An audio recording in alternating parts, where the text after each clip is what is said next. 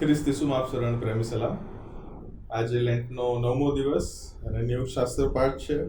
લુકની લખેલી સુવાર્તા, તેનો 11મો અધ્યાય અને 37 થી 54 કલમ. આ પ્રમાણે લખેલું છે. તે બોલતા હતા ત્યારે એક ફરોશીએ પોતાની સાથે જમવાને તેમને નોતર્યા અને તે અંદર જઈને જમવા બેઠા. જમતા પહેલા તે નાહ્યા નહીં. તે જોઈને ફરોશી નવાઈ પામ્યો. પ્રભુએ તેને કહ્યું, તમે ફરોશીઓ તો થાળી વાટકા બહારથી શુદ્ધ કરો છો, પણ તમારું અંતર જુલ્મે તથા ભૂંડાઈથી ભરેલું છે. અરે મૂર્ખો, જેમણે બહારનું બનાવ્યું તેમણે અંદરનું પણ બનાવ્યું નથી શું? પરંતુ અંદરની વસ્તુઓ દાન ધર્મમાં આપો, અને જુઓ, બધું તમને શુદ્ધ છે. પણ તમે ફરોશીઓને અફસોસ છે, કેમ કે તમે ફુદીનાનો, સિતાબનો તથા બધી શાકભાજીનો દશાંશ આપો છો, પણ ન્યાય તથા ઈશ્વરનો પ્રેમ તમે પાળતા મૂકો છો. તમારે આ કરવા જોઈતા હતા, અને એ પડતા ન મૂકવા જોઈતા હતા. તમે ફરોશીઓને અફસોસ છે, કેમ કે તમે સભાસ્થાનોમાં મુખ્ય આસનો તથા ચોટાઓ પર સલામો ચાહો છો. તમને અફસોસ છે, કેમ કે જે કબરો દેખાતી નથી અને જેના ઉપર માણસો અજાણતા ચાલે છે, તેઓના જેવા તમે છો.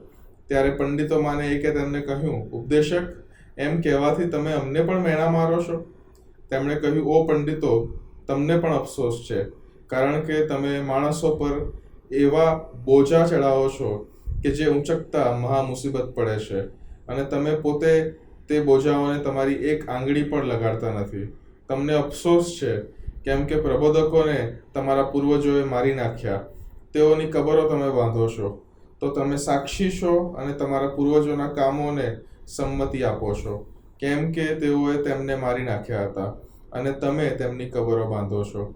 એ માટે ઈશ્વરના જ્ઞાને પણ કહ્યું, હું પ્રબોધકો તથા પ્રેરિતોને તેઓની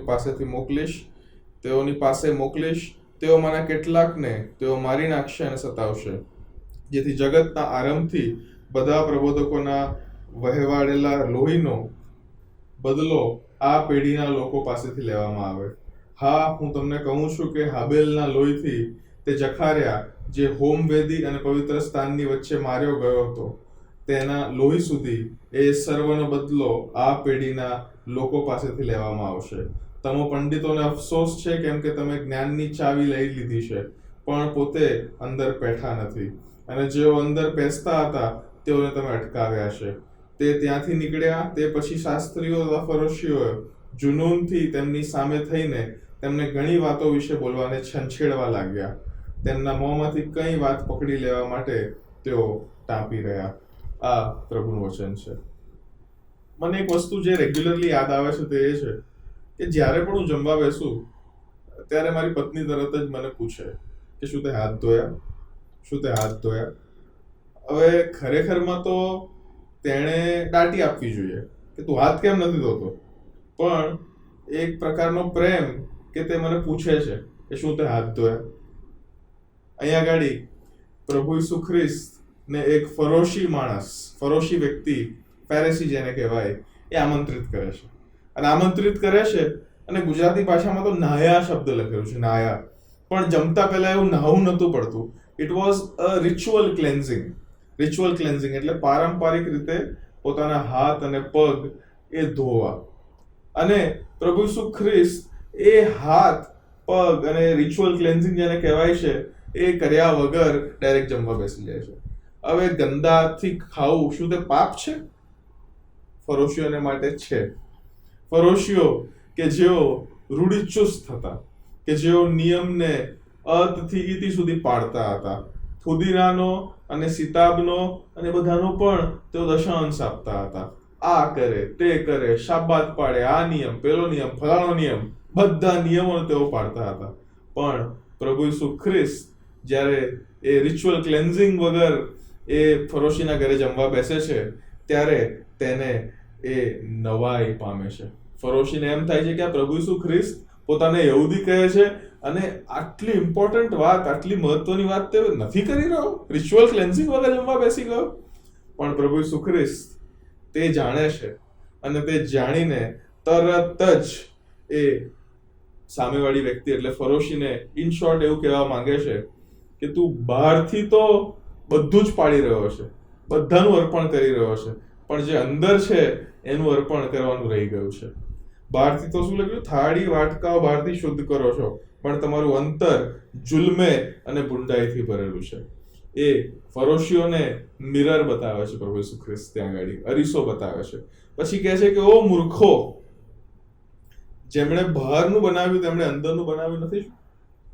એ આખા ગ્રુપને એ મૂર્ખ વ્યક્તિ તરીકે અથવા મૂર્ખ સમુદાય તરીકે એ પ્રભુ ઈસુ ખ્રિસ્ત કહે છે. કેમ? Because they focus on the exterior. જે બહાર બધાને દેખાય એવું પાળવું જોઈએ, પછી અંદરથી જીવન ગમે તેવું હોય કઈ ફરક નથી પડતો. 52 રવિવાર ચર્ચ જવાનું, વર્ષમાં આટલી વાર બાઇબલ તો આખું પતાવવાનું જ પતાવવાનું, પણ પછી અંદરનું લખેલું વાંચ્યું કે કેમ? ચર્ચમાં 52 રવિવાર ગયેલા, એ સંદેશા સાંભળ્યા, પણ જીવનમાં આવ્યા અને પરિવર્તન આણ્યું કે કેમ? એ અંદરની વસ્તુ છે, એની પર ધ્યાન નહીં આપવાનું, પણ એક્સટીરિયરલી તો બધું જ કરવાનું. હવે એક મંડળી પર હતો, ત્યાં ગાડી એક પર્ટિક્યુલર ટેબલ હતું જેની પર તેઓ એ પ્રભુ ભોજન મૂકતા હતા. અને એકવાર પેલું ઇનામ વિતરણ થાય ને આપણે મંડળીઓમાં, વી ગિવ ગિફ્ટ્સ, એ ગિફ્ટ્સ ક્યાંક મૂકવી હતી. એટલે પછી એ જે અમારા સેક્રેટરી હતા એમને મેં કીધું કે અહીંયા મૂકી દો ને ટેબલ પર, અને તેઓ અચરજ પામ્યા. આ પ્રભુ ભોજનનું ટેબલ છે. હવે હું વિચારવા લાગ્યો કે એટલું તો શું ખોટું બોલી લીધું મેં, કેમ કે હું ને તમે જાણીએ છીએ કે પ્રભુ ભોજનની અંદર એ દ્રાક્ષારસ અથવા એ વેફર, એ બધાનું મહત્વ ક્યારે વધે છે? કે જ્યારે તેમાં ખ્રિસ્ત હોય, right? Christ is more important then the elements. Elements એટલે મતલબ કે કારણ કે આપણે એવું માનીએ છીએ કે પ્રભુ ભોજન જ્યારે આપણે લઈએ છીએ ત્યારે આપણે આપણામાં ખ્રિસ્તને ગ્રહણ કરીએ છીએ, ખ્રિસ્તને આપણે આપણામાં ઓઢી લઈએ છીએ, અને ખ્રિસ્તનું જે ન્યાયપણું છે પાપ કબૂલાત કરવા દ્વારા, એ ન્યાયપણાને આપણે ઓઢી લઈએ છીએ, અને ડોક્ટ્રિન ઓફ ઇમ્પ્યુટેશન કહેવાય છે. We take on his righteousness and we confess our sins on him, જે વધસ્તંભ પર ઓલરેડી માફ થયેલા છે. અને એના સંભાળણામાં હું ને તમે પ્રભુ ભોજનના ભાગીદાર બનીએ છીએ. પણ એ જે સેક્રેટરી હતા તેઓને બહુ જ અચંબો લાગ્યો. કેમ કે એ જે ટેબલ હતો એ તેમના ટ્રેડિશનથી અથવા તેમના એ રૂઢિચુસ્ત નિયમોથી સંકળાયેલો હતો. એ ટેબલ એમની માટે બહુ જ મહત્વ. It was like a holy table.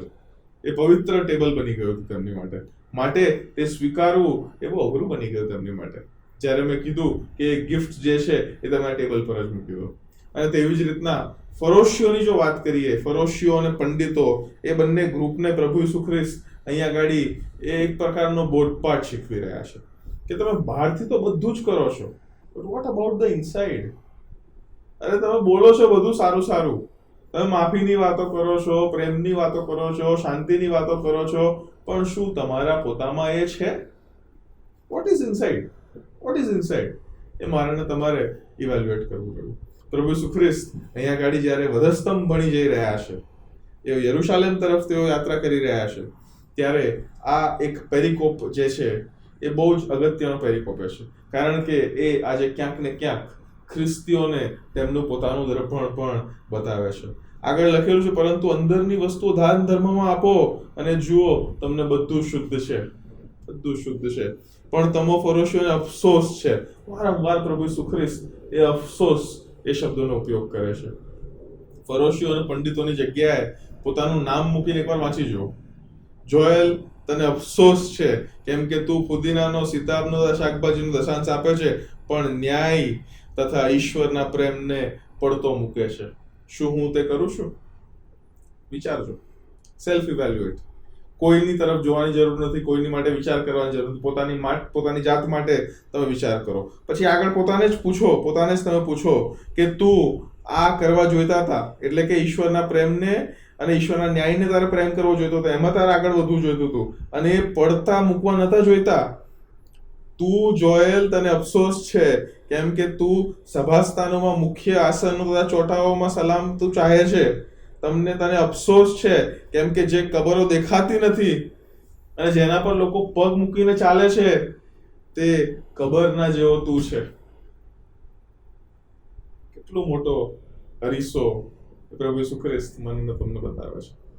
પંડિતોની જગ્યાએ પોતાનું નામ મૂકો. હવે તેમણે કહ્યું, ઓ જોએલ, તને અફસોસ છે, કારણ કે તું માણસો પર એવા બોજા નાખે છે જેને ઉચકતા મહા મુસીબત પડે છે. શું હું ને તમે લોકો પર બોજા બનીએ છીએ, બોજા નાખીએ છીએ, પણ પોતે તો એને આંગળીથી અડતા પણ નથી. Evaluate, self evaluate. એ મને તમને આત્મતપાસ તરફ લઈ જાય છે. તને જોયેલ, તને અફસોસ છે કેમ કે તું જ્ઞાનની ચાવી લઈ લીધી છે તે, પણ પોતે અંદર બેઠો નથી. અને જેઓ અંદર બેસતા હતા તેઓને પણ તું અટકાવે છે. Just think about it, just think about it. શું હું ને તમે એ લોકોની માટે એક સ્ટમ્બલિંગ બ્લોક બનીએ છીએ, અટકાવવાનું કારણ બનીએ છીએ? જો બનતા હોય તો યરુશાલેમ અને વધસ્તંભણીની યાત્રામાં મારા વાલાઓ એટલું જ યાદ રાખવાનું છે કે બાહ્ય કરતા પ્રભુ અંદરનું વધારે ચાહે છે. તમે પુદીનાનો પણ તમે દશાંશ આપતા હોય, પણ તમારા જીવનનું અર્પણ તમે ના કરેલું હોય, ઇટ્સ યુઝલેસ. જો તમે દરેક એ નિયમો પાડતા હોય, સાબત દિન પવિત્ર પાડતા હોય, તમે વગેરે વગેરે બધું જ કરતા હોય, પણ તમારામાં એ ઈશ્વરનો પ્રેમ, ઈશ્વરની શાંતિ ના હોય, ઈશ્વરનો નિયમ ના હોય, તો એવરીથિંગ ઇઝ વેસ્ટ. સુલેમાનની ભાષામાં જો કહીએ તો બધી વ્યર્થતાની વ્યર્થતા છે. એ દોડેલી કબર જેવા, બીજે ક્યાંક લખેલું છે ને, સફેદ દોડેલી કબર જેવા હું ને તમે બનીએ છીએ. અને અહીંયા ગાડી પણ બીજી એક કબર મને તમને બનાવી છે, એવી કબર જે દેખાતી નથી અને જેની ઉપર લોકો ચાલે છે અજાણ્યામાં. મારા વાલાઓ, લેટ અસ ઇવેલ્યુએટ. શું હું ને તમે આ કેટેગરીમાં બેસીએ છીએ? જો બેસતા હોય તો યરુશાલેમ અને વધસ્તંભણીની યાત્રામાં જે આપણે આગળ વધી રહ્યા છે, લેટ અસ ચેન્જ. આવો આપણે પોતાની જાતને બદલી દઈએ. આવો આપણે આત્મતપાસ કરીએ, આત્મમૂલ્યાંકન કરીએ, પ્રભુની તરફ ફરીએ, વધસ્તંભની સામે જોઈએ અને ફરીથી એકવાર આજે સ્વીકારીએ કે પ્રભુ ઈસુ ખ્રિસ્ત, તું જ પ્રભુ છે, હું તો એક કારભારી છું, હું માલિક નથી. તું જ પ્રભુ છે અને તું જ મારો માલિક છે, અને તું જેમ કહેશે એમ તારું જે વચન છે તે હું હૃદયમાં પાડીશ. તારું જે વચન છે, તારો જે નિયમ છે, તારો જે પ્રેમ છે, એ મારાથી છલકાશે. પ્રભુ આપ સર્વને આશીષ આપો. આમેન.